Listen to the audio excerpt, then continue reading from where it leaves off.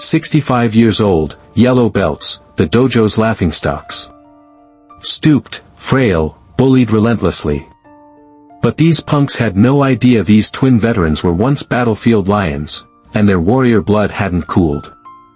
Marcus and Michael Thompson, identical twin brothers at 65, moved with the careful stiffness of age as they bowed to Sensei Robert Mitchell at the Warriors Path Karate Dojo.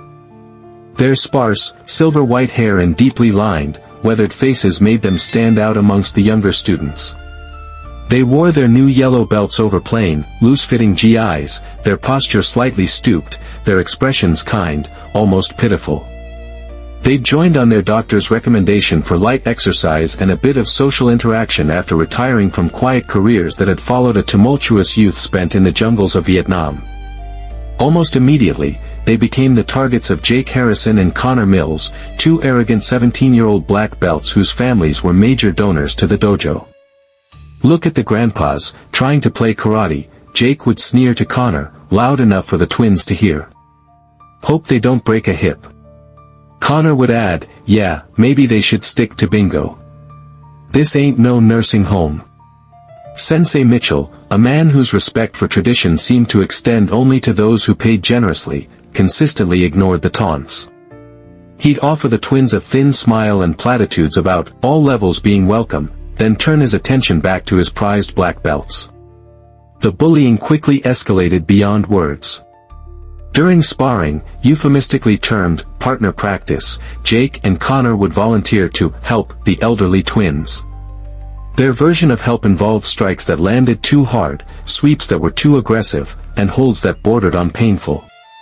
"Just helping you with your balance, old-timer," Jake would say with false concern after sending Marcus sprawling. Connor, with a cruel glint in his eye, would accidentally step on Michael's foot during a form demonstration, muttering, "Oops, didn't see you there, Pops." The twins endured. They'd change in silence, their old bones aching, applying liniment to new bruises in the privacy of their shared, modest home. They were Marines from a different era, taught that complaining was a weakness. They'd faced far worse than arrogant boys. But the daily grind of humiliation, the casual cruelty, began to wear them down. One afternoon, after a particularly rough session where Connor had accidentally elbowed Michael hard in the ribs, causing him to gasp and stumble, Michael sat heavily on the dojo bench. As he massaged his side, a vivid image flashed through his mind, a muddy LZ, the rotor wash of a Huey, and a much younger, leaner version of himself, back-to-back with Marcus, fending off an unseen enemy. The memory was so sharp, so visceral, it left him breathless. He looked at Marcus, who was watching him with that uncanny twin understanding. No words were needed. Something old and deeply buried was stirring within them. The breaking point came during a public demonstration class, meant to attract new students. Sensei Mitchell, eager to showcase his star pupils, had Jake and Connor perform an elaborate, flashy kata. Afterwards, he invited volunteers for a light sparring demonstration. Jake, with a predatory grin, immediately singled out Marcus. "Let's show everyone how even our newest students can benefit from black belt guidance, Mr. Thompson." In front of a dozen prospective members and their parents, Jake proceeded to make a fool of Marcus. He'd feint, then tap Marcus just hard enough to make him lose his balance, all while offering patronizing advice. Connor, meanwhile, loudly narrated Michael's efforts on another mat. "See folks, it's never too late to learn, though some learn slower than others." He then executed a gentle throw that sent Michael, all 65 years of him, crashing heavily. The final indignity came when Jake, after accidentally tripping Marcus, leaned down and said, loud enough for those nearby to hear, "Maybe you should have stayed on the porch, Grandpa. This is a young man's game." The snickers from Jake's friends were like salt in a raw wound. That evening, the Thompson twins didn't speak on the drive home. The silence in their small pickup truck was thick with a shared, cold fury. Back in their small, sparsely furnished living room, Marcus finally broke the silence. "Enough." Michael, rubbing a new bruise on his forearm, nodded slowly. "Enough," he agreed. Their eyes met, and a spark passed between them, the same spark that had seen them through basic training, through ambushes in dense jungle, through a lifetime of shared experiences. They were old, yes. Their bodies were weathered. But the warriors within were not dead, merely sleeping. "They think we're just two pitiful old men," Marcus said, his voice a low growl. "They have no idea who they've been poking." Michael's usually kind eyes were hard as flint. "It's time we reminded them." They didn't have a garage like in their younger days, but the small, cluttered back shed behind their duplex would suffice. Over the next few weeks, Marcus and Michael began their own rehabilitation. It wasn't about learning new techniques, it was about excavating old ones. They moved stiffly at first, their 65-year-old bodies protesting. But slowly, painfully, the muscle memory began to return. The efficient, brutal, life-saving hand-to-hand combat skills honed in the crucible of war, techniques far removed from the stylized forms of dojo karate, started to resurface. They remembered close-quarters engagement, joint manipulation, balance disruption, and the cold, hard pragmatism of ending a threat quickly.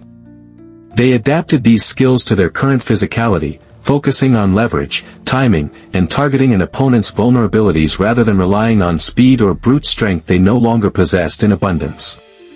They practiced in secret, usually late at night or before dawn, their movements becoming smoother, more confident.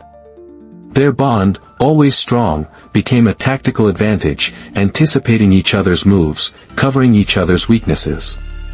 They were reforging themselves, not into athletes, but into the quiet, effective fighting unit they once had been. Their father, a decorated veteran of an even earlier war, had passed years ago, but his lessons on discipline and never backing down from a righteous fight echoed in their hearts. This fight was righteous. The Tri-County Open Karate Tournament was a local institution. When Marcus and Michael Thompson, both listed as 65-year-old yellow belts from the Warriors Path Dojo, signed up for the open weight/open rank Kumite, sparring, division, it raised a few eyebrows, mostly in amusement. Jake Harrison and Connor Mills, swaggering in their black belts, openly mocked the geriatric twins to their teammates. "This is gonna be hilarious," Connor snorted. "Hope they brought their walkers." Their first matches were against each other, Marcus versus Jake, Michael versus Connor. The pairing seemed designed for maximum humiliation by a gleeful Sensei Mitchell, who was one of. When Michael stepped onto the mat to face Connor, a hush fell over the section where the Warriors Path parents sat. Connor, smirking, launched an immediate, flashy series of kicks.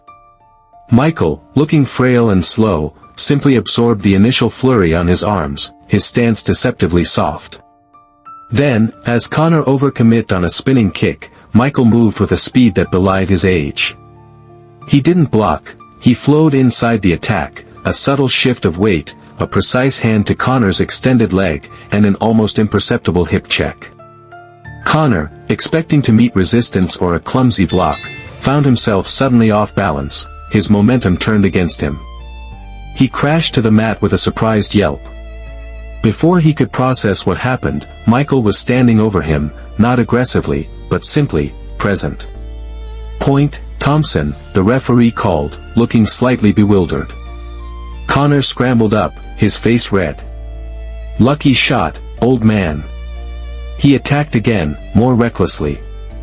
Michael met him with the same unnerving calm, parrying, deflecting, using Connor's own force to unbalance him again and again, scoring clean, efficient points with short, almost invisible strikes to vital areas. The crowd began to murmur. This wasn't a yellow belt. This was something else entirely. Michael won the match decisively. Connor stormed off the mat, close to tears. Next, Marcus faced Jake Harrison. Jake, having witnessed Connor's humiliation, was more cautious but equally arrogant. He tried to use his reach and speed.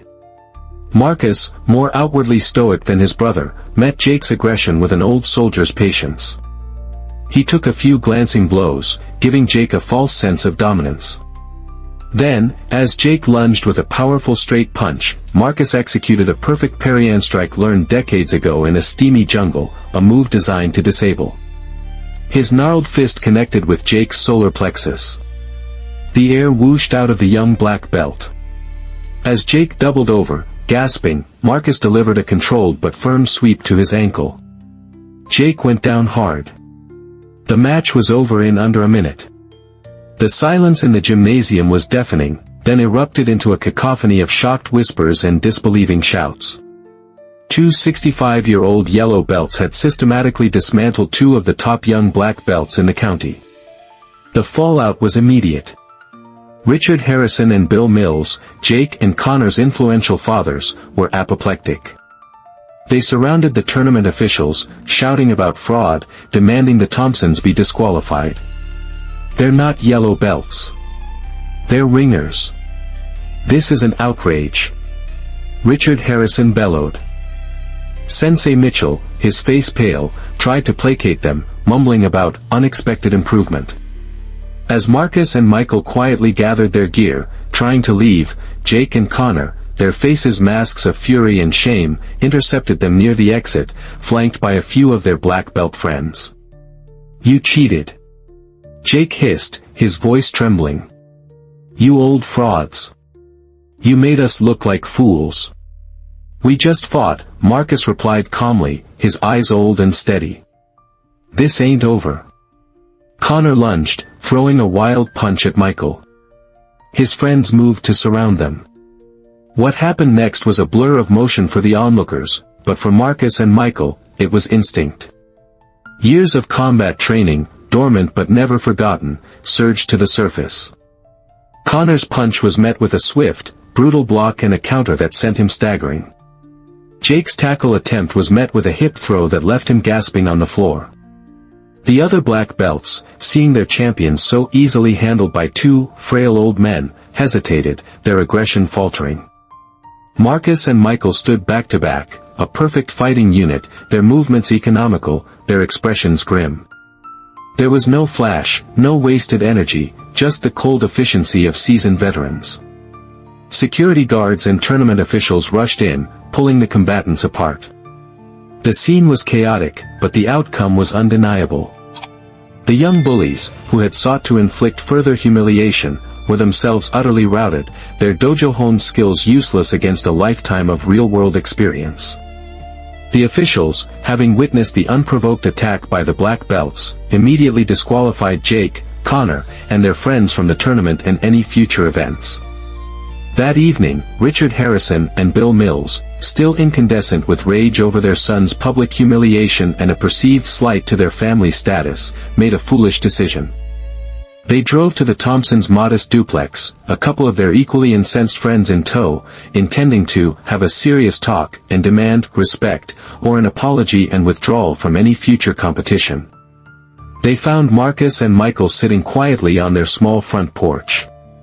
David Thompson, their father, was not present. The story here focuses on the brothers. "We need to settle this, Thompson," Richard Harrison slurred, clearly having fortified himself with liquid courage. He and Mills, along with their two companions, advanced menacingly. Marcus and Michael rose slowly, their frail appearances deceptive in the dim porch light. "There's nothing to settle, Mr. Harrison," Marcus said, his voice quiet but firm. "Your sons attacked us. They lost. It's over." "Over?" Bill Mills laughed, a harsh, ugly sound. "It's over when we say it's over, old man." He lunged. The ensuing discussion was brief and one-sided. The four enraged but untrained middle-aged men were no match for two 65-year-old combat veterans, even in their current physical state. Marcus and Michael moved with a chilling, almost balletic precision, using their attackers' aggression against them, employing joint locks, pressure points, and an uncanny ability to be exactly where their opponents didn't expect. Within minutes, all four would-be intimidators were groaning on the Thompson lawn, disoriented and nursing a variety of painful but non-life-threatening injuries. The timely arrival of a police cruiser, perhaps called by a concerned neighbor, put an official end to the matter, with trespassing and assault charges now looming over the Harrisons and Millses.